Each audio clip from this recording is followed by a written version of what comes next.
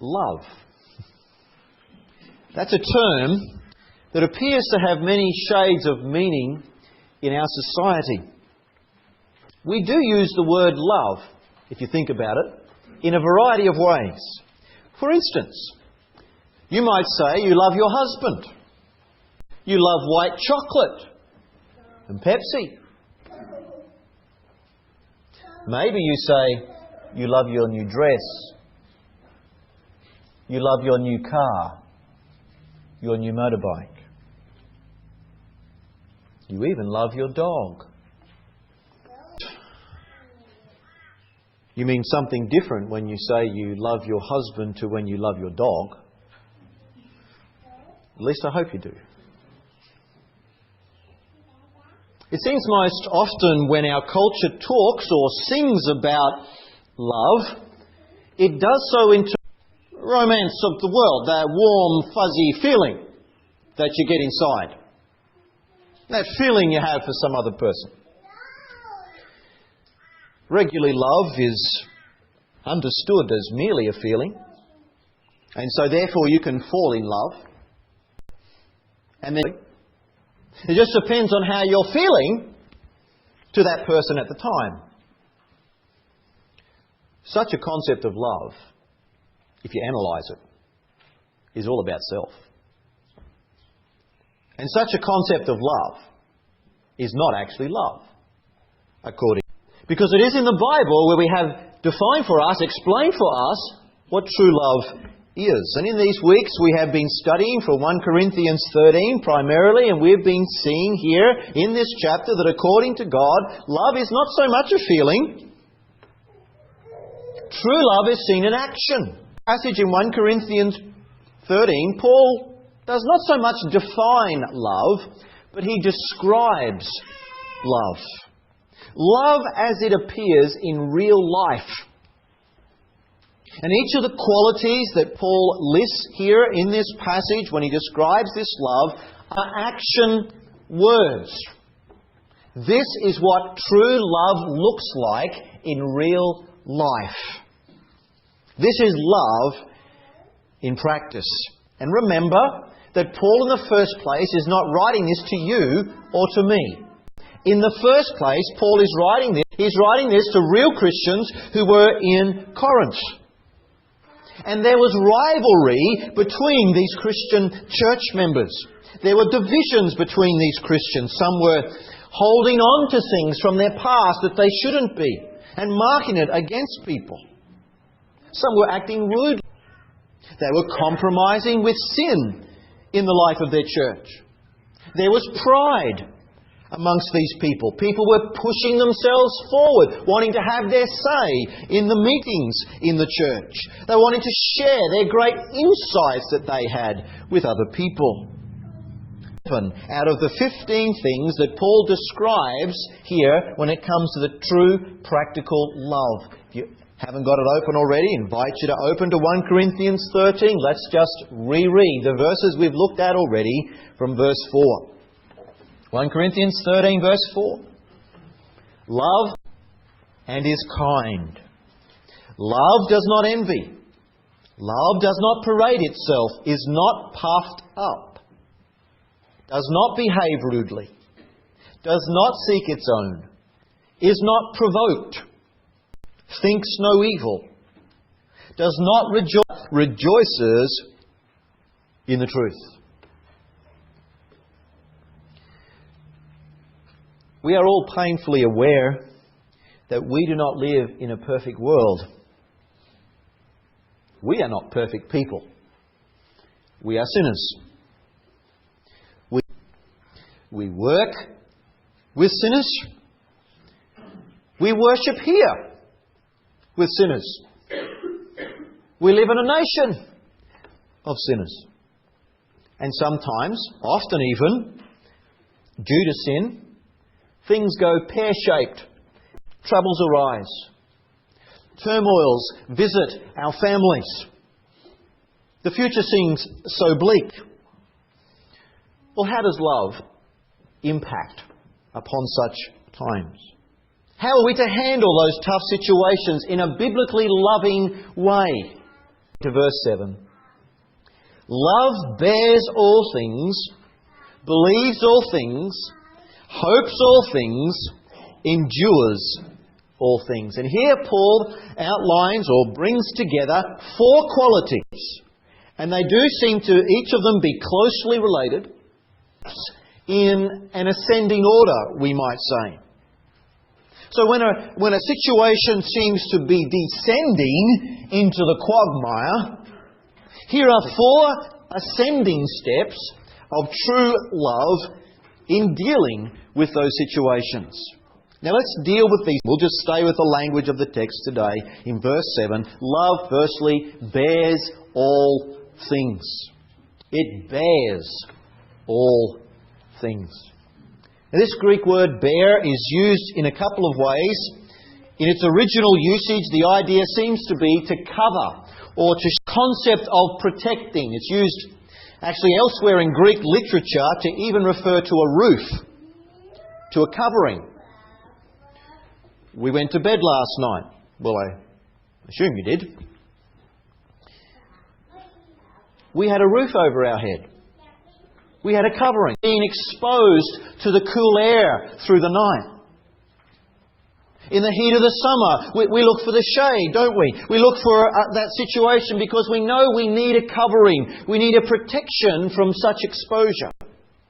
Well, Paul says love bears all things. Love protects others from exposure, from ridicule or some form of harm. Love covers. As we saw last week, genuine love does not gossip. Genuine love does not listen to gossip. Even when a sin is certain, to protect the harm that will come due to a sin. Love does not rejoice in sin, remember? Love does not, and it will not, celebrate sin. Paul says here, love covers sin.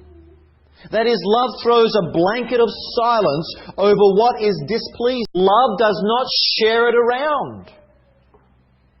Now we all know that our depraved nature gets some sort of perverse pleasure in exposing someone else's faults, someone else's failures.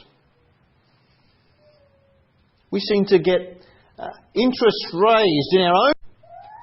There's a skeleton in someone's closet, and it's discovered, it's exposed, it's spoken about, and everybody wants to know about it. A politician writes a book. He releases his memoirs. And there's a rush of sales at the book. Well, what new juicy information can we learn about this situation, or about this person, about the personalities in this book? Who said what, to who, when, and what happened? We are all tempted to take pleasure in the sins of others. Has no part in that. Now, this is not just all about adults, you know. Boys and girls, young people, this actually really does connect to you and what probably happens even at home, what happens at school for you.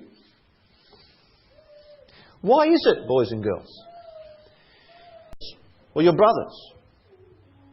Why is it that you want to dob them in?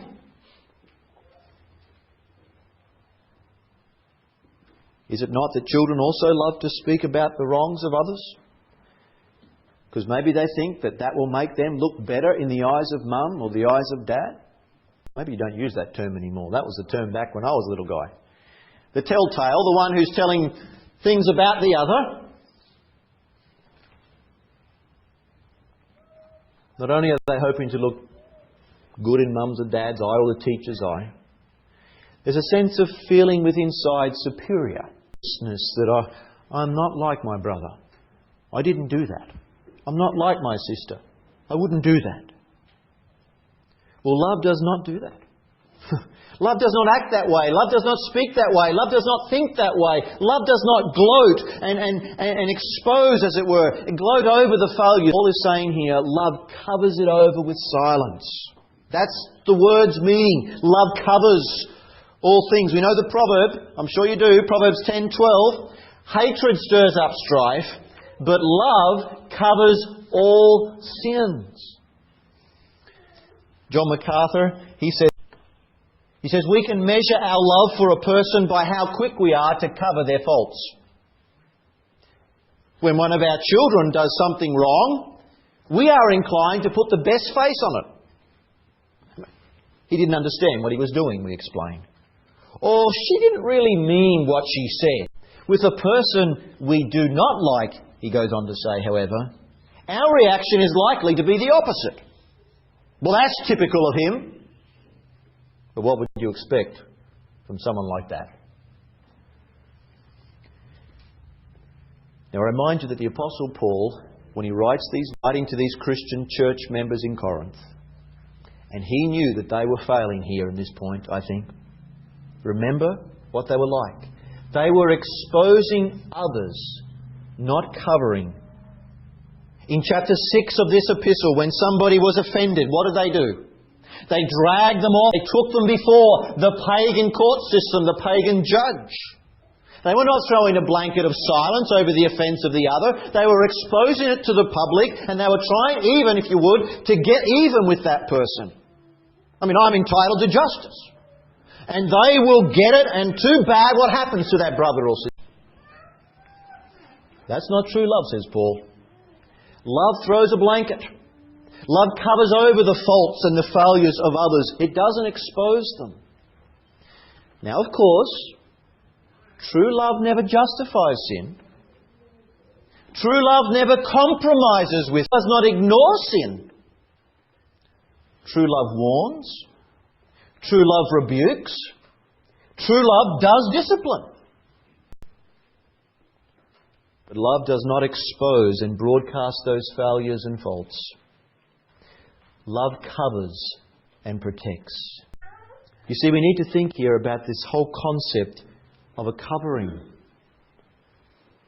That love has a redemptive quality. We cannot think about love covering, surely as Christians, without thinking of the cross. The cross is the great... And yet as we come to our Bibles, before we get to the cross, we know that there's the Old Testament first. And we can't help but think, if we know our Old Testament, of this text of covering without thinking of the Ark of the Covenant. Because there in that Old Testament setting, you remember that, there was the mercy seat, that top part. That's where the blood of atonement was sprinkled for a covering. It was the place of covering. A covering for the sins of God's covenant people. As we know, that covering prefigured the perfect and the final covering of sin accomplished by Jesus on the cross. His work of propitiation, of shedding His blood, covering, and the wrath of God that He was consumed in, as it were, in that very process. In the cross, God threw, as it were, a giant sin, forever covering it for all of those who trust in Christ. You see, love is not judgment. Love is not condemning. Love is redeeming. It's looking to buy back, to cover sin. Doesn't just stop there. Love goes beyond just covering sin. Love will bear the pain of sin if it can. And that's what Jesus did. Isaiah 53, thinking of the term bearing, or He bore. Isaiah 53 uses that language. He has carried our sorrows. He was wounded for our transgressions. He was bruised for our iniquities. But this bearing, this being wounded, isn't just about Christ's love for us. For His love, hearts spill over, if you will, into others.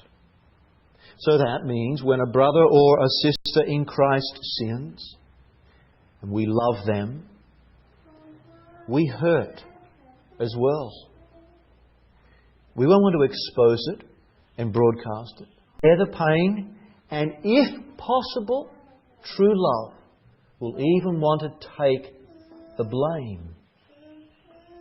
Love is willing to take on the consequences of that sin. And on the cross, God just didn't throw a blank, bore our sins in His body on that tree.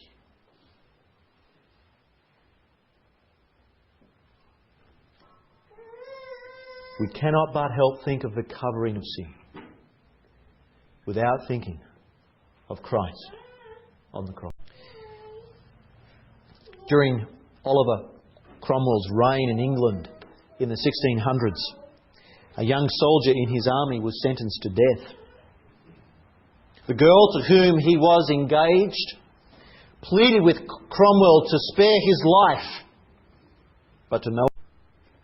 The young man was to be executed when the curfew bell sounded. But when the old man repeatedly pulled on the rope to cause the bell to ring, there was no noise. The sexton, he was old and he was deaf, and as he's pulling on the rope, he doesn't even realise that there's no noise with the bell. The chiming of the bell before the execution could take place, but there was no ring. You know what had happened? The girl had climbed into the belfry.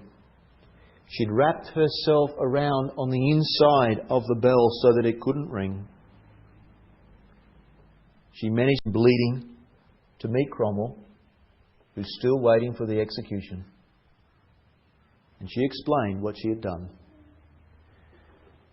Oliver Cromwell was so touched by her love that he decided to let that man live. Who went where only love goes. She threw a blanket over her beloved's sin. She didn't ignore it. She felt the sympathy for his sin, and she was even for his sin. Love bears all things. Love covers with silence. The second thing we see in our text this morning is that love believes all things. What do we do when a difficult situation hasn't yet been resolved? We've covered it with a blanket of silence. We haven't broadcast it about. We've had a sympathy with it. If possible, we've tried to have some sort of bearing the blame of it, but it's still. Perhaps we've been bearing with the grief of that situation for a long time. Perhaps it's a wayward child. Maybe it's been years, and still that spouse is not converted. And you've been past all the sins related to that. But still nothing has happened. Well, true love believes. You see, true love is not suspicious or cynical. Love believes the best in that situation, the best outcome even from the very one who may have done us wrong. Love will always opt for the most favourable possibility, even if there is doubt about the person's guilt and motivation. Well, he probably got what he deserved. Love will not be thinking, this has happened so many times. He'll never change. You know, it's cynical. So easy to become a suspicious person. In a way, our culture promotes that type of thinking. But the cynical person is most often a hard-hearted person. Tender compassion and love for others. Now, true love is well aware of the weakness. But true love throws a blanket of silence over it and believes the best. You see, those governed by true love do not go cynical and suspecting everybody with everything. And yet when we get hurt, or when we get disappointed again, It's so easy to fall into the trap of being cynical. True love, friends. True love always errs on the side of generosity in giving that person or people the benefit of the doubt. It is better off making the mistake about someone's character in a loving way, harshly and wrongly condemning them. If a loved one is accused of something wrong, love will consider him or her innocent. Innocent. Unguilty. Now Paul is not saying that love is blind to truth. He is not saying that love lacks wisdom or love lacks discernment. Love is not gullible. So when Paul says here in this part of the verse that love things, he's not meaning that love will swallow anything that's put in front of it. True love looks for real proof. True love exercises real thought. What it hears. Love doesn't embrace a conspiracy theory which are just hearsay. Love seeks irrefutable evidence to prove a case. And until that can be proven, innocence. Now, if it turns out that the party is guilty, love has something to do there too. Because even if they're guilty, love will give credit for the best of motives. Love trusts, it has confidence. Love believes the very best case at all times. Love always takes the favourable side. It's slow to condemn. It's quick to believe. To believe the best that could possibly be believed without being gullible. Love attributes good and that no injury was intended. Here's what love does in the heart of a mother, surely, with regards to that wayward son. Love never fails to give up. As a father, perhaps your heart aches for drifting children, drifting daughters.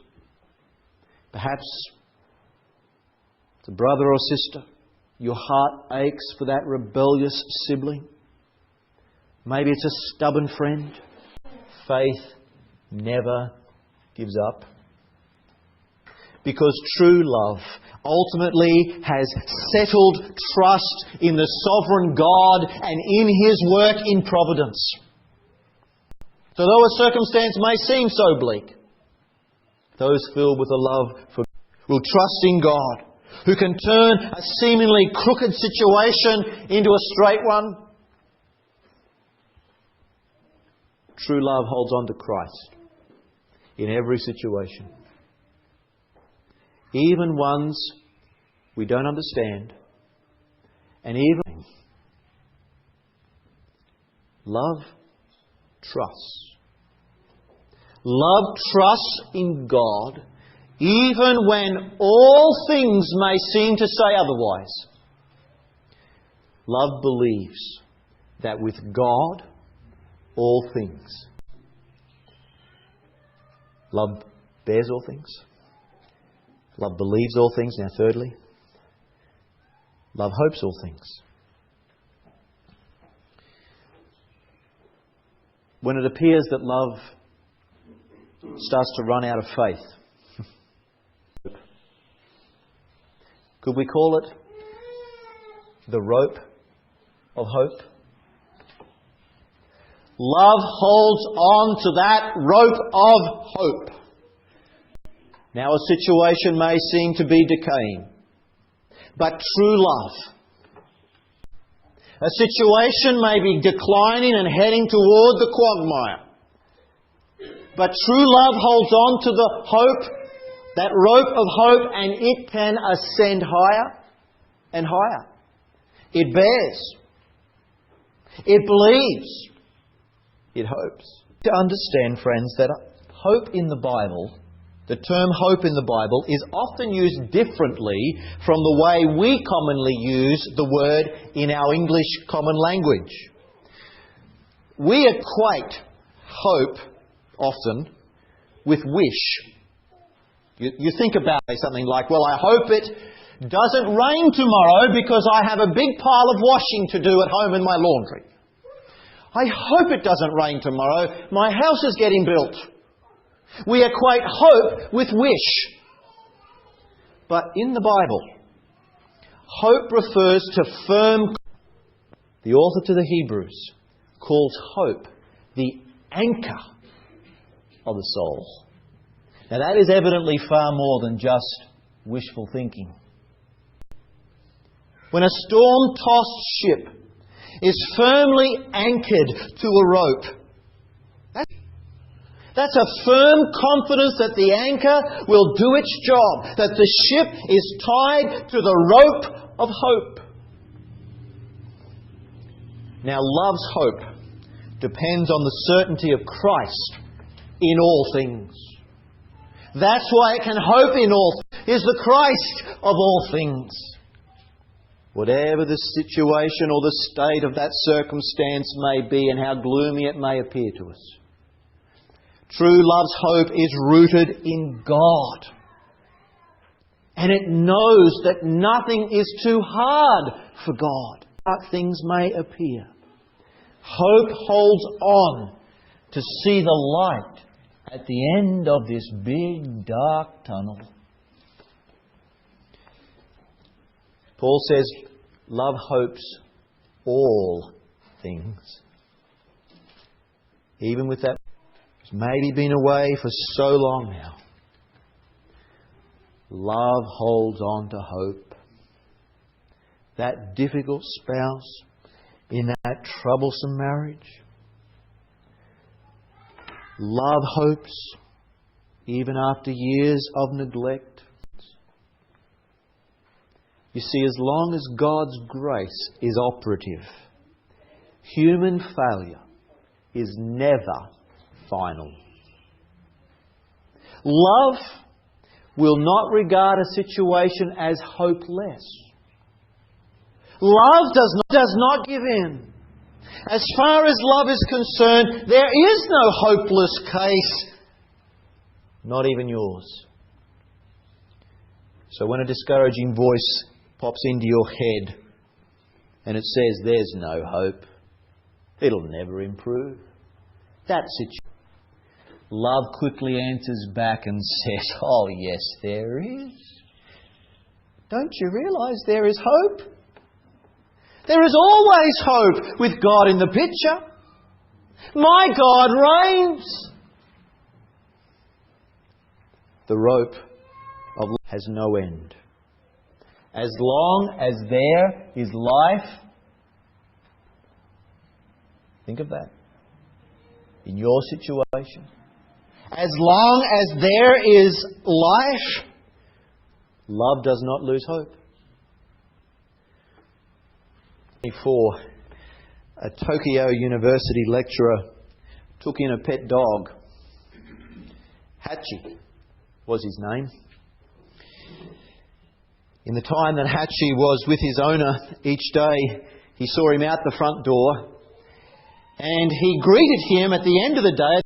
And the pair continued their daily routine until May 1925, when that professor could not or did not return home, or did not return on the usual train in the evening. The professor had died of a brain hemorrhage during that day. That Japanese lecturer in that Tokyo University never returned to the train station where his friend was waiting. Hachi, his dog, was loyal. And Hachi waited. But his master never came. Hachi was given away after his master's death. But he regularly escaped from his new place, showing up again and again at the old home. And eventually his master no longer lived in that house. So he went to look for his master at this train station where he had accompanied him so many times before. Each day, Hatchie waited for the professor to return. And each day, get off that train. This continued for 9 years, with Hatchie appearing precisely when the train was due in at the station. That dog would not, that one day, they'd be reunited. Now surely, friends, if a dog's affection for his master could produce that kind of hope, then how much more longer should our grace of God make hope last?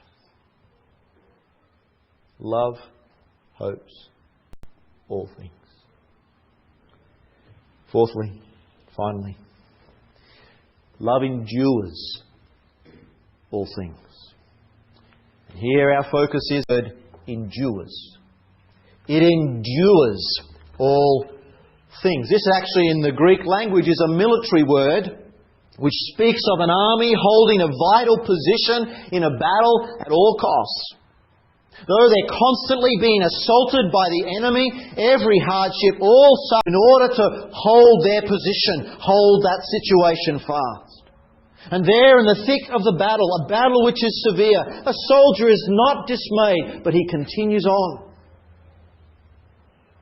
Love is not overwhelmed, but it manfully and courageously difficulties in the thick of the battle. Love holds fast to those it loves. It endures all things. All things. Whatever the cost. It stands and it refuses to stop enduring.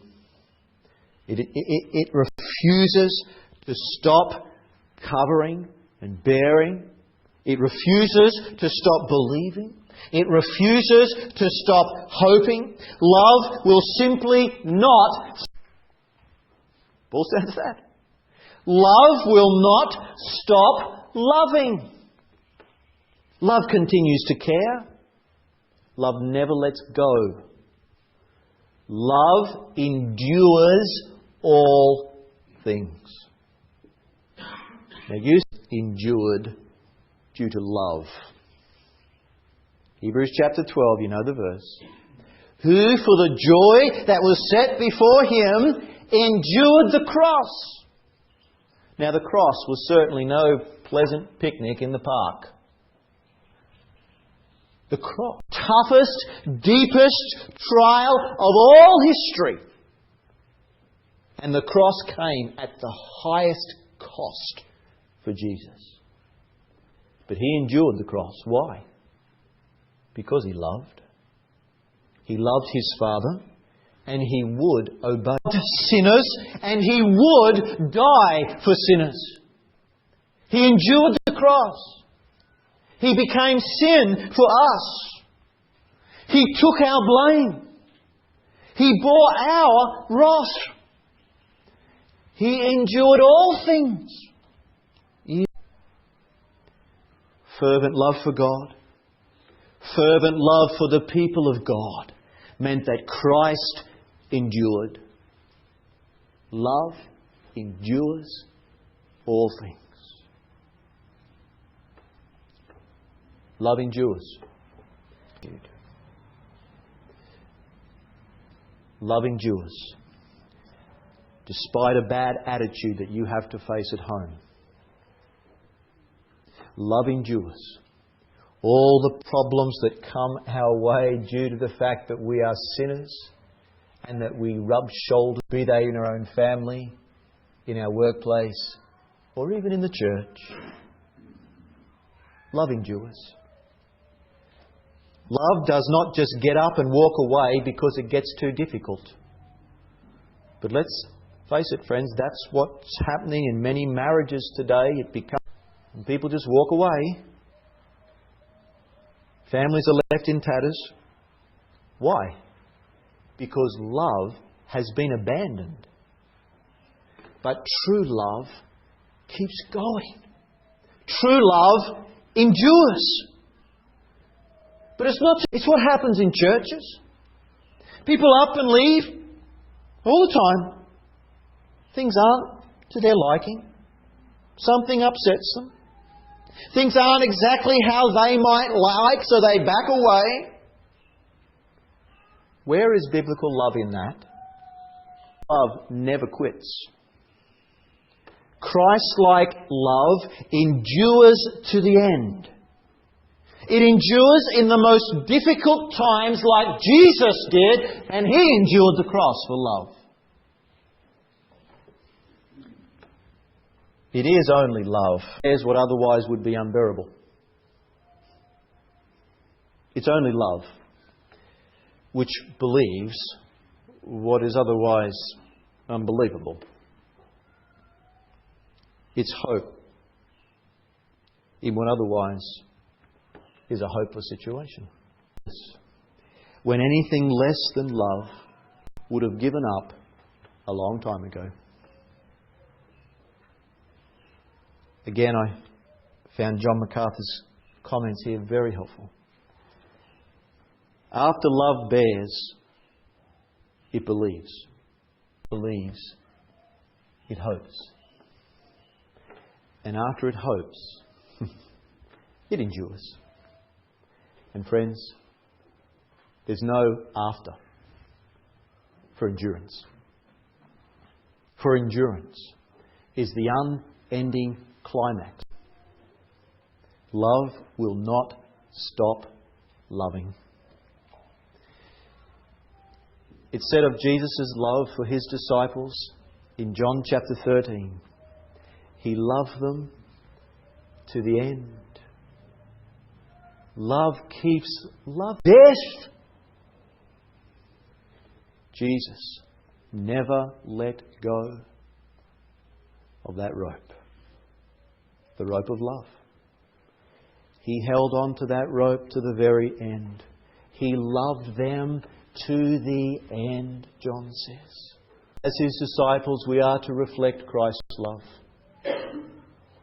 We will be known by being His disciples, by the way that we love. You might feel I urge you to think what true love is actually like.